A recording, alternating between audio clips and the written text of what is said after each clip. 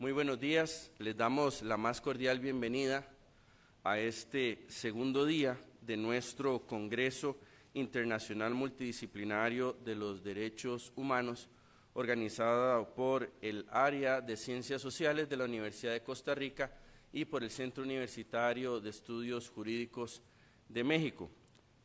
Comentarles a quienes nos siguen en la transmisión y a quienes están presentes acá en el auditorio Alberto Brenes Córdoba de la Facultad de Derecho de la Universidad de Costa Rica, que ayer tuvimos un día muy intenso, amplio en intercambio, en conocimiento entre el cuerpo docente de la Universidad de Costa Rica y del Centro Universitario de Estudios Jurídicos y realmente fue una jornada extensa, pero sin duda alguna muy enriquecedora y podemos cumplir los objetivos para nuestro primer día y no tengo duda de que para este segundo día lo haremos de la misma manera.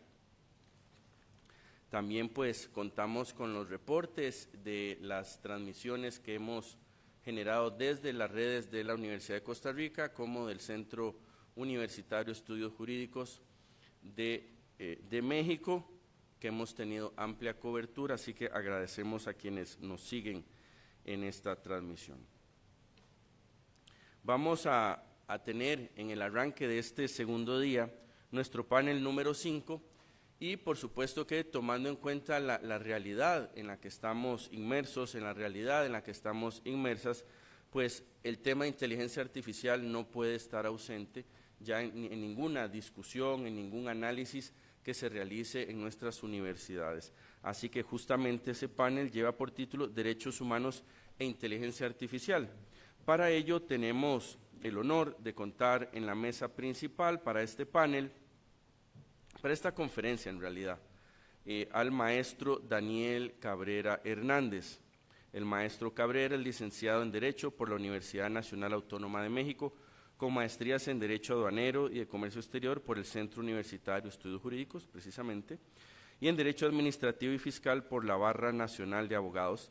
También posee un máster en Compliance por la Universidad de Salamanca y es especialista certificado en Compliance para empresas.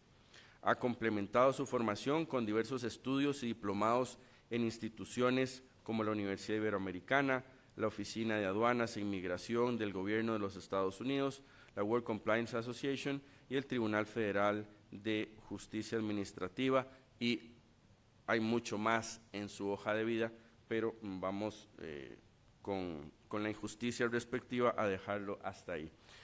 Maestro Cabrera, muchísimas gracias por acompañarnos y el auditorio queda en sus manos. Muchas gracias. Perfecto, buenos días, muchas gracias, señor decano, por la presentación. Y pues antes que nada quisiera agradecer a todas las autoridades de esta Universidad de Costa Rica, la hospitalidad de toda su gente, todos los colaboradores de la universidad. La verdad es que la hemos pasado muy bien, han sido muy hospitalarios. De agradecer también, por supuesto, a mi casa de estudios, al Centro Universitario de Estudios Jurídicos, pues por permitirme compartir con todos ustedes un poco de lo que pues he analizado y esto, la idea es que esto pues nos deje un mensaje para poder empezar a trabajar en ello. Sin duda es un tema muy interesante y deja mucho, vamos a dejar mucho para la reflexión y para empezar a trabajar en ello. Antes de preocuparnos, pues yo creo que hay que ocuparnos, ¿no? Ese es el mensaje. Bueno, pues vamos a comenzar con esta presentación y me gustaría dar inicio pues con estas imágenes que ustedes van a ver ahí en la pantalla, y la pregunta sería, bueno, ¿qué son estos aparatos? Ustedes conocen, de los que están aquí, ¿quiénes de ustedes conocen estos dos aparatos? Que pues por ahí levantan la mano los que conocen de estos aparatos, y habrá quien no que es la primera vez o es su primer contacto, ¿no? Sobre todo los jóvenes, estas nuevas generaciones pues no tuvieron oportunidad de poder cambiarle a la televisión a través de estas perillas, ¿no? Estas famosas perillas que cuando se rompían, pues era todo un triunfo cambiarle a otro canal, ¿no?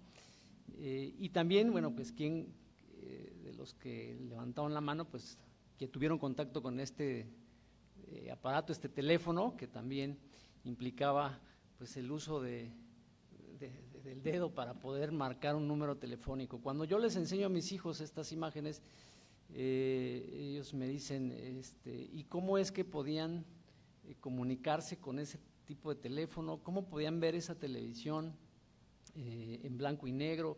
O sea, ¿cómo, papá? ¿No había un control? ¿No? O sea, como hoy lo conocen ellos, ¿no?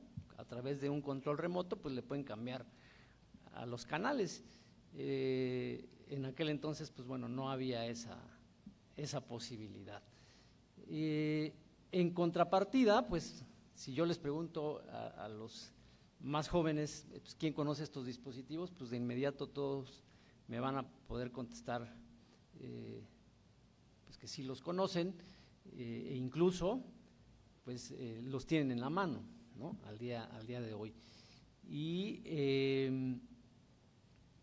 esto el día de hoy pues son dispositivos inteligentes, ¿no? Un smartphone y una Smart TV que te da justamente el acceso a muchas cosas, en el caso de la Smart TV, sin levantarte de tu asiento.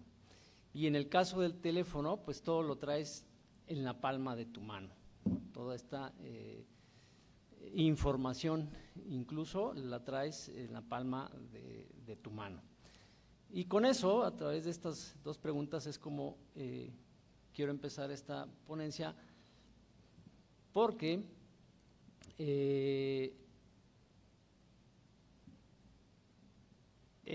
son unas herramientas que al día de hoy, si bien han traído muchas ventajas, muchos beneficios para la vida cotidiana, pues también han representado ciertos riesgos para nuestro desarrollo profesional, nuestro desarrollo personal, implican ciertos riesgos, ¿no? El hecho de tener un Smart TV en casa o traer un smartphone en la mano, pues ha generado ciertos riesgos. Y entonces ahí viene la confluencia de, por un lado, el tema de los derechos humanos y por el otro lado, el tema de el derecho, ¿no? La regulación que prácticamente toda nuestra vida cotidiana pues se da a través del derecho. Y como este Congreso justamente habla de los derechos humanos, pues bueno, habrá que definir qué son los derechos humanos. Y yo tomo esta definición que hace la Comisión Nacional de Derechos Humanos en México para ejemplificar o para determinar qué son los derechos humanos. Y los derechos humanos son un conjunto de prerrogativas sustentadas en la dignidad humana. Por eso me gusta esta definición, porque habla de algo bien interesante, ¿no? Que es la dignidad humana, por un lado, y por otro lado dice cuya realización efectiva resulta indispensable para el desarrollo integral de la persona. Esto es muy interesante, hablar por un lado de dignidad humana y por otro lado hablar de un desarrollo integral de la persona. En el caso de México, pues este conjunto de prerrogativas se encuentra establecido pues en el ordenamiento jurídico nacional, en nuestro caso pues en la Constitución política, que es nuestra máxima ley en el país, los tratados internacionales y las leyes. Estamos en la sede justamente de la Corte Interamericana, ¿no? En Costa Rica, y justamente México pues ha suscrito este tratado en donde el Estado mexicano está obligado pues a cumplir con estas disposiciones de la Convención Americana sobre Derechos Humanos. Y luego, bueno, ¿qué es la inteligencia artificial? Ahí pues sin duda ha habido una serie de controversia para poder definir o para poder determinar qué es la inteligencia artificial. Hay muchas definiciones y vamos a empezar de lo más antiguo a lo más nuevo. Y este concepto no es novedoso, resulta novedoso porque apenas estamos interactuando con estos temas, pero en realidad este término de inteligencia artificial pues data de, vean ahí la primera definición de 1956, o sea, no es nuevo el tema.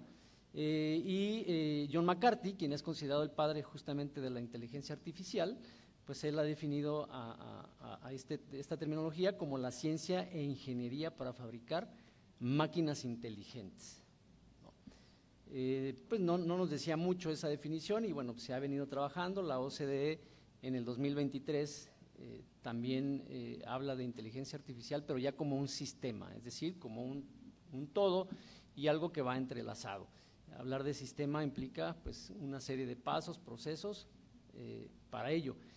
Y entonces la OCDE dice que esta inteligencia artificial es un sistema basado en máquinas que para objetivos explícitos o implícitos deduzca de la información que recibe cómo generar resultados como predicciones, contenidos, recomendaciones o decisiones que puedan influir en entornos físicos o virtuales. Aquí ya empieza a tomar forma este tema de los dispositivos o de los aparatos que vimos en las primeras láminas, ya empieza a tomar forma. ¿Por qué? Porque hoy ya esos aparatos inteligentes, este smartphone que tengo en mis manos, pues está alimentado de la información que yo le doy, ¿no? Es una máquina, es un aparato y la información que yo le suministro, con ella o a partir de ella va a crear estas imágenes, recomendaciones, va a tener predicciones, ¿no? Me va a sugerir hacer o dejar de hacer ciertas cosas. Y eso pues empieza a tornar peligroso porque mi información pues está aquí, ¿no? Aquí puedo traer desde mi acta de nacimiento hasta mi pasaporte, ¿no? Que me permite viajar por todo el mundo y tiene datos pues muy personales. Olvidémonos o dejemos a un lado tantito el tema de trabajo, también traigo cosas de trabajo aquí y aquí traigo información de mis clientes, ¿no? Información que puede ser un riesgo el que otra persona pueda tener acceso a ellos.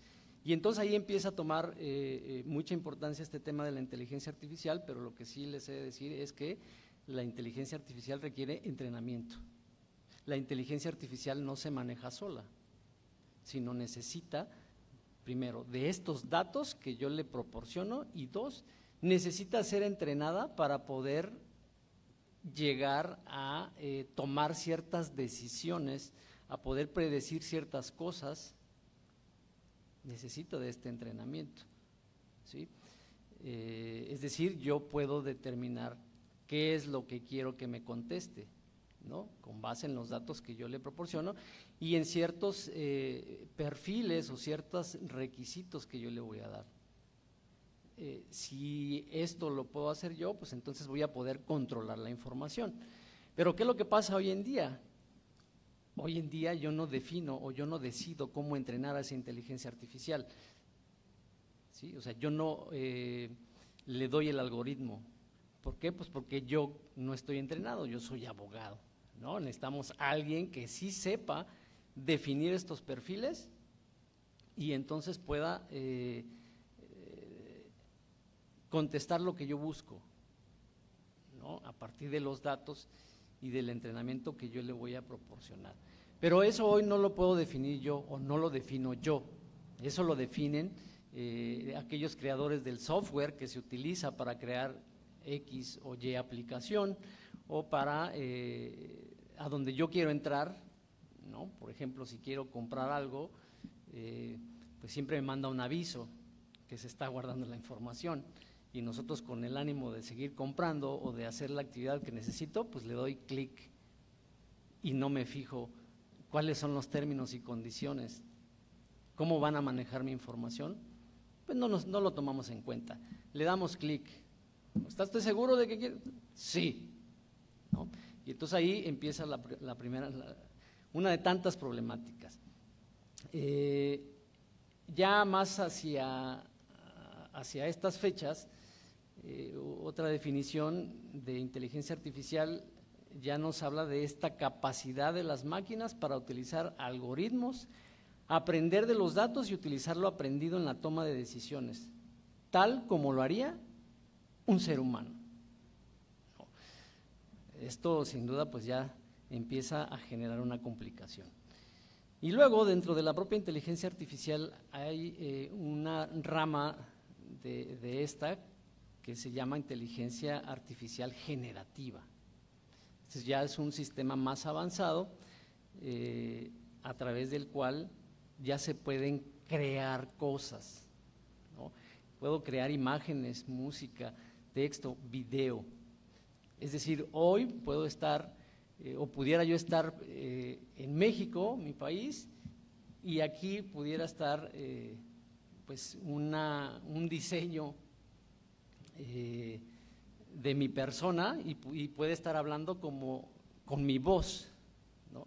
Eso es posible hoy, ¿sí? Que alguien pueda estar aquí delante de todos ustedes, que no necesariamente sea yo, sino puede ser una imagen y estar utilizando mi voz, ¿no? Eso sin duda pues es un avance significativo en estos temas tecnológicos y que también pues genera un riesgo, porque puedo estar yo pidiendo, con mi voz pueden estar pidiendo, pues no sé, ¿no? Un Tesla, ¿no? Pueden estar haciendo el pedido de un Tesla, con mi voz, con mis datos, ¿no? Los datos de mi tarjeta de crédito, mis datos bancarios, y lo pueden estar comprando. Y yo desconozco de esa situación, ¿no? O sea, lo pueden estar haciendo, pues utilizando mi información. Y eso pues es peligroso. La inteligencia artificial y el derecho sin duda pues han estado vinculados y es necesario definitivamente las ramas del derecho o en general el derecho pues siempre tiene que estar presente para regular pues la vida en sociedad y sin duda este tema de la inteligencia artificial pues es un tema social, ¿no? Nos tiene inmersos a todos y en estas relaciones en los años 70, 80, esta relación de la inteligencia artificial y el derecho pues estaba más bien enfocada a mejorar ciertas circunstancias como el almacenamiento, el acceso y la estructura de la información jurídica, es decir, que hubiera una compilación de todos los temas jurídicos, la jurisprudencia, las disposiciones jurídicas, los tratados internacionales, todo lo que nos compete a nosotros como abogados. Y hasta ahí se quedaba, ¿no? O sea, esos fueron los primeros acercamientos de la inteligencia artificial del derecho, pues en crear estos compilados que nos sirvieran a nosotros los abogados, pues para poder tomar decisiones o para poder hacer nuestro trabajo de una manera más ágil, ¿no? Y eficientar ciertos procesos. Pues hasta ahí quedaba en los 70s y los 80s. Hoy la relación más importante está enfocada en cómo vamos a regular estas relaciones jurídicas entre la inteligencia artificial y el derecho. Entonces, esta relación en recientes fechas pues se ha encargado de tres cuestiones interesantes. Buscar de qué manera regulamos estas tecnologías, garantizando su operación. Es decir, no queremos frenar el desarrollo, eso es importante. Al final del camino pues esto nos ha alcanzado y no lo podemos frenar, tenemos que seguir adelante y nos tenemos que adaptar a lo que hoy está en este mundo tan dinámico. Segundo rasgo de importancia es proteger a los usuarios de estos sistemas de inteligencia artificial y tres, insisto, pues permitir su desarrollo y avance, no lo vamos a poder frenar. Tenemos que regularlo y proteger a quien las usa. ¿Cuáles han sido las repercusiones que, y ya entrando en esta relación con los derechos humanos, bueno, qué repercusiones ha tenido la inteligencia artificial con este tema de los derechos humanos? Aquí pues solo están tres, pero son muchísimo más. Y conforme esto vaya avanzando, pues nos vamos a ver en la necesidad de identificar más repercusiones, muchísimas más, ¿no? Conforme esto vaya avanzando. Hoy se tienen identificadas estas 3, no es limitativo, hay muchas otras más, pero las que más se han identificado pues es derecho humano a la protección de mis datos personales y a mi privacidad. Aquí es importante que quienes desarrollan los software que se utilizan para todo este tema de la inteligencia artificial, pues estén alertas de qué va a pasar con los datos de las personas que suministran la información a este software, ¿no? Pues si tenemos un software para eficientar los procesos en la industria automotriz, por ejemplo, bueno, ¿qué datos tendré que suministrar y qué datos tendré que preservar y proteger de ese usuario que está utilizando esa tecnología, ¿no? Si quiero yo comprar algo en una plataforma de venta de bienes, pues también qué datos le tendré que suministrar para poder hacer esa compra, cómo los vamos a proteger. Todo eso queda a cargo de quien desarrolla estos sistemas. A mí no me preguntan, yo solo quiero comprar y no me preguntan qué datos quiero preservar, ¿no? Esto lo que tiene que hacer pues quien está desarrollando estos sistemas. Y aquí la alerta y el mensaje ha sido respecto de estas grandes plataformas digitales, es, bueno, oye, trabaja, ¿no?, que tus ingenieros trabajen en esos temas y en explicarle al usuario dónde, cómo y por qué quedarán guardados sus datos y qué datos, ¿no? Explícaselo bien, pero no con letras chiquitas, que es como hoy lo hacen, ¿no?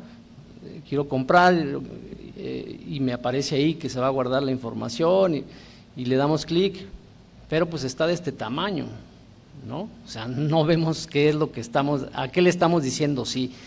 El mensaje en este sentido es que a través evidentemente de la regulación, bueno, pues tratar de que estas empresas le expliquen al usuario de qué se trata y qué información se va a guardar. Entonces es uno de los primeros derechos, este derecho de protección a los datos personales y a la privacidad que deben de preservar las empresas. ¿Por qué? Porque el Estado, ¿no?, los estados ya tienen regulaciones específicas, ¿no? En México existe pues justamente la ley de protección a los datos personales en 2 vertientes, la que tienen los terceros. O sea, sí existe regulación, o sea, el Estado sí se ha preocupado por resguardar estos datos, pero no hay un tratamiento por parte de las entidades, de las empresas, ¿no? Y también las empresas pues tendrán que estar haciendo análisis de riesgos de manera constante para ver dónde está esa información y qué tanto se está cumpliendo con la regulación que el Estado ya tiene, ¿no? En el caso mexicano sí hay regulación, entonces habrá que estar muy pendientes de que las empresas hagan este seguimiento. Luego, libertad de expresión, ¿no? Otro derecho que también se ha visto comprometido con este tema de la inteligencia artificial es la libertad de expresión. Y ahí hay un caso, que está ahí en la lámina, el caso Cambridge Analytica, que es muy interesante, en donde se asumió que esta empresa londinense pues rompió con este tema de la libertad de expresión, ¿no? ¿Qué fue lo que pasó ahí? Bueno, pues una empresa, ¿no?, esta empresa de Cambridge Analytica, a partir de la recopilación de datos de usuarios de las redes sociales, empezó a generar perfiles para darle a conocer a los usuarios de esas redes sociales una manera de cómo dirigirse o de cómo en específico fue cómo votar o por quién votar en Estados Unidos. La libertad de expresión implica que yo pueda comunicarme y que la información que reciba también tenga yo la libertad de escoger, ¿no?, de decir lo que quiera y de recibir lo que yo quiera. Yo escojo, yo elijo qué información quiero tener. En este caso, a través de esta inteligencia artificial y de estos datos que existen en las plataformas y en el Internet, se empezó a orientar el voto de los estadounidenses. Y vean, la empresa estaba en Londres. Entonces recopiló toda esa información y empezó a orientar, y entonces empieza a mandar mensajes a través de redes sociales orientando o tratando de orientar las decisiones en los ciudadanos. Y eso, bueno, pues se dieron cuenta y, bueno, pues evidentemente esta empresa Cambridge Analytica pues fue pues sancionada, ¿no?, por esta situación, ¿sí? Y el usuario o los usuarios pues ni enterados que sus datos habían servido para orientar el tema del voto en Estados Unidos, ¿no? Entonces, hace falta regulación, hace falta que alguien diga cómo se tienen que hacer las cosas y ponerle frenos, y lo más importante, y cuando hablamos de derechos humanos, pues es hablar de límites, ¿no? Tiene que haber un límite, no puede ser todo abierto. Otro derecho comprometido, derecho a la no discriminación, y aquí el caso emblemático es el caso de Amazon, ¿sí? Amazon, en este caso,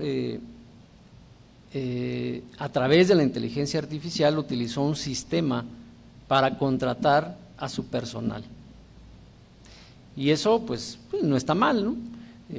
A lo mejor eso, el utilizar esto pues permitió que Amazon eficientara este proceso de contratación. ¿Cuál fue el problema? Que los que fueron sometidos a este sistema de contratación fueron aceptados en su mayoría hombres. ¿Por qué? Porque el sistema estaba orientado a que el algoritmo que se le dio es solamente para contratar hombres, y discriminaba a las mujeres. Entonces este sistema pues violentó este derecho a la no discriminación, porque así estaba ya entrenado para contratar hombres más no mujeres. Entonces pues ahí ya hay una pugna con este derecho a la no discriminación.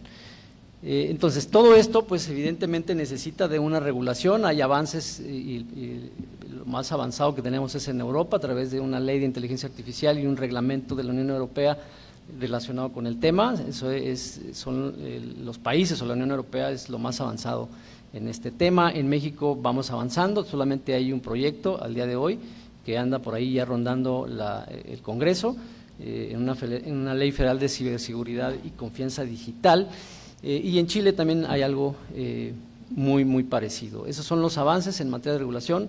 Creo que tenemos que trabajar, nos queda a nosotros los académicos, a las empresas, al sector público, pues, participar justamente en el análisis de todos estos derechos que se pueden ver comprometidos, y en una regulación pues efectiva para poder pues darle el futuro que se merece. Por ahí se habla incluso de reformular la Declaración Universal de los Derechos Humanos, que recordemos que es ya de 1700, por ahí así, 1789, pues ya estamos en 2024. Habrá que reformular esa declaración para considerar estos otros derechos o derechos novedosos relacionados con el uso de la tecnología. Pues por mi parte sería todo. Por ahí esta presentación pues la van a tener ustedes para ver también algunos principios que se han generado para poder utilizar la inteligencia artificial de manera eficiente y a favor del usuario, por supuesto. Muchas gracias.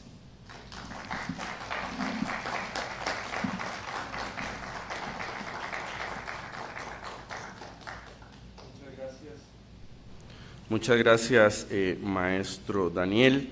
Aprovecho para pues saludar al doctor Ravindrana Cisneros, que no había tenido la posibilidad de saludarle en esta segunda jornada, y a nuestra decana, la doctora Magda Cecilia Sandi, decana de Educación.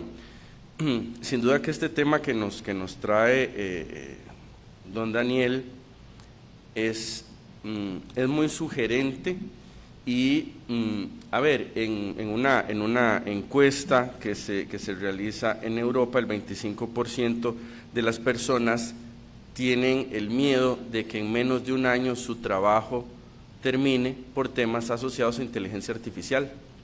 Entonces también tenemos que asociarlo a las nuevas formas del trabajo, ¿no? De lo que esto está asociado en función de lo que la inteligencia artificial genera. Pero también que hay elementos, perspectivas también a tomar en cuenta que tiene que ver con el uso intensivo de energía, ¿verdad? Para poder atender toda esta tecnología y el uso de la inteligencia artificial, y que ese uso intensivo de energía, ¿verdad?, de fuentes de energía, pues afecta nuestro derecho humano también a un ambiente equilibrado. Entonces, por supuesto que resuelve muchos temas, también tiene sus perjuicios, y me parece muy interesante la perspectiva de los diferentes derechos humanos que el maestro Daniel Cabrera nos trae a la mesa. Tenemos unos cuantos minutos, no sé si alguien quiere hacer alguna intervención o alguna pregunta en relación con lo que el maestro nos trajo acá, y que por supuesto también este congreso debe ser un espacio para generar posibilidades de investigación conjunta, de análisis comparado, y bueno, también en el desarrollo de la rama del derecho que tiene que ver con todo el tema de la tecnología, inclusive de cuáles son las responsabilidades de los algoritmos en función de las tomas de decisiones que generan, o las decisiones basadas en lo que aquí en lo que los algoritmos van generando, ¿no? No sé si hay algún comentario o pregunta. Me solicita la palabra nuestra decana, doctora Magda Cecilia Sandí Sandí. Muchas gracias, doña Magda Cecilia. Muy buenos días a todos y todas. Maestro, muchas gracias por su presentación muy clara, sin tanto tecnicismo de abogado, para que podamos entender los que no somos abogados. Muchísimas gracias por esa gentileza de su parte. Pero realmente el tema es bastante complejo y da para, yo creo que solo un congreso completo sobre el tema de inteligencia artificial, porque atraviesa todos los derechos humanos, de primera, de segunda, de tercera generación, todos los que podamos imaginarnos, y los que no están por crearse también. Desde su experiencia, desde su formación, desde su también papel como formador, como maestro, como profesor, ¿qué podemos hacer las personas que no manejamos toda esta materia legal? ¿Cómo hacemos para que la sociedad civil, las personas que usted decía, nosotros nos mueve el interés de comprar y de comprar? Esa letra pequeñita, esa letra menuda, es la que muchas veces, por lo general, y yo debo decirlo, a veces no leo. Y cuando nos llega un problema con una tarjeta de crédito, por ejemplo, empezamos a hacer los reclamos y nos dicen, pero usted no leyó que en el artículo tal, en la cláusula tal, decía esto. No, bueno, entonces, ¿verdad? Y nadie puede alegar desconocimiento de la ley, además de todo, sumémosle eso a la ecuación. Pero el tema aquí es cómo desde nuestras formaciones disciplinarias, desde nuestros frentes de trabajo, podemos crear esa conciencia, esa formación en la ciudadanía, porque esos son los principales. Todos nosotros también podemos caer, ser parte de un fraude, ser, ahora que están tan de moda los ciberataques, la ciberdelincuencia. Yo no sé si ustedes han experimentado en que sus tarjetas de crédito un día, sus cuentas de ahorro un día tienen 100 y mañana tienen 0, ¿verdad? Nosotros aquí hemos experimentado cosas como esas, y más allá de eso, preocupa que empresas transnacionales que diseñan, elaboran software informáticos, tengan muy clara cuál es la normativa en este aspecto. Entonces son dos cosas: qué hacer con todo ese mundo empresarial, ¿verdad?, que nos dice que esto es un beneficio a la humanidad, versus cómo podemos o qué podemos hacer más bien, qué sugiere usted para formar, para concientizar a esta ciudadanía también de los riesgos y también de los beneficios que tiene la IA. Y nuevamente felicidades y muchas gracias por compartir con nosotros este interesante tema. Gracias, muchas gracias. Bueno, pues lo primero que tenemos que hacer es bueno, ya lo estamos haciendo. Justamente este compartir y llegar a la población a través de este tipo de congresos, a través de estas cuestiones de formación, pues creo que es lo que tenemos que hacer en primera instancia, es decir, llegar a más personas, difundiendo este conocimiento, difundiendo estas herramientas y difundiendo qué es lo que se tiene que hacer. Para el uso, por ejemplo, de los dispositivos, pues hay algo que nos puede proteger y que nos puede servir, y es el uso de VPNs, ¿no? Así se llama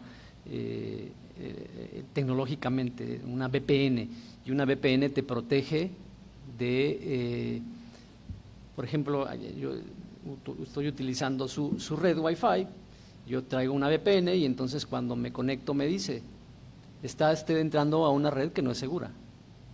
Entonces me dice, ponga la VPN, ¿no?, que la active para el uso de esta red, porque es una red pública, está abierta, ¿no? Entonces uso la VPN y entonces ya bloquea aquel software malintencionado o que se quieran meter a mi información. Así lo bloqueo, ¿no?, a través de la VPN. Es lo más recomendable que se puede hacer. Hay VPNs gratuitas, hay VPNs de paga, pero eso es lo más seguro, ¿no? Y obviamente pues también algo que también siempre le digo a mis alumnos, y aunque no quiero que suene grosero, pero hay que aprender a leer, ¿no? No tenemos esa costumbre, y entonces no leemos lo que estamos firmando, o como nos está presionando ahí, ¿no?, cuando es en papel, ¿no?, el funcionario bancario, donde estemos, lo que vayamos a firmar ya nos está presionando, ¿no? Mire, y entonces te habla y te habla y te habla y te habla y ya firmas, o sea, según él te está explicando, pero tú no le estás haciendo caso porque o lees o lo escuchas, y entonces al final acabas firmando, y entonces esas letras chiquitas se te fueron, porque ya no las leíste. Entonces también esa parte, tener esa costumbre de, bueno, leer, o sea, si la aplicación me dice que se va a hacer uso de mi información y mis datos, pues no darle en automático el sí, sino tratar de leer. Y aquí es la parte de la regulación, es que las empresas que producen estos softwares pues no lo hagan en letras chiquitas, y lo que como empezó su intervención es no utilices terminología tecnológica, o sea, utiliza un lenguaje común, un lenguaje ciudadano que me permita entender qué es lo que me estás diciendo. Pues si me dices, es que las cookies y que no sé qué, porque se va a guardar la información, pues no entendemos qué es eso de las cookies, ¿no? La ciudadanía, el ciudadano de a pie eso no lo entiende, ¿no? Entonces ahí es donde va la regulación, que los estados empiecen a poner esos candados para, ¿quieres crear un software? Está bien, pero tienes que explicarle al usuario de qué se trata, ¿no? Insisto, pues creo que lo más importante es esta difusión, y pues eso estamos haciendo aquí, ¿no? Eso se tiene que aplaudir y tiene que ser más constante, estar trabajando con la población en todos estos temas, que conozca, ha escuchado, pero no sabe a ciencia cierta qué es lo que provoca o lo que genera, los riesgos que se generan con estos temas, con el uso de este aparato. O sea, esto ha generado muchísimas cosas, beneficios, pero también riesgos, ¿no? Sin duda. Gracias. Bien, le damos un fuerte aplauso al maestro Daniel Cabrera Hernández y procedo a entregarle su reconocimiento en agradecimiento.